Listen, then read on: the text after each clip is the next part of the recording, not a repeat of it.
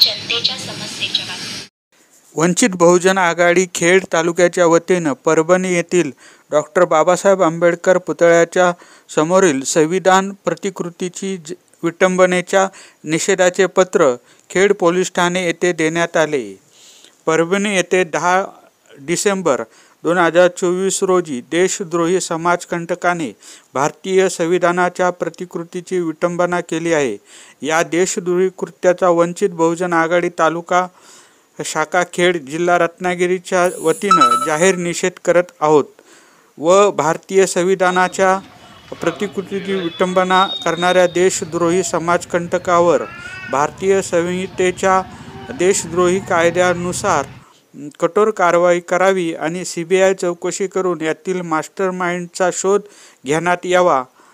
तसेच आंदोलक सोमनाथ सूर्यवंशी या आंबेडकरवादी तरुणाचा मृत्यू झालाय।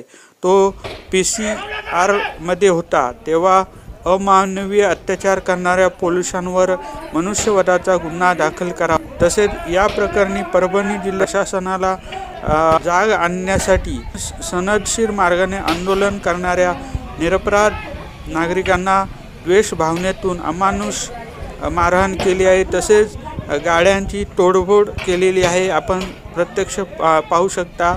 त्यांच्यावर देखील कठोर कारवाई करावी आणि बौद्ध समाजावर देश भावनेतून केले जात असलेले कोम्बिंग ऑपरेशन त्वरित थांबवावे व निर्दोष स्त्रिया तरुणांवर दाखल केलेले गुन्हे तात्काळ मागे घ्यावे, त्यांना मुक्त करावे या आशयाचे निवेदन इथे दिलेले आहे।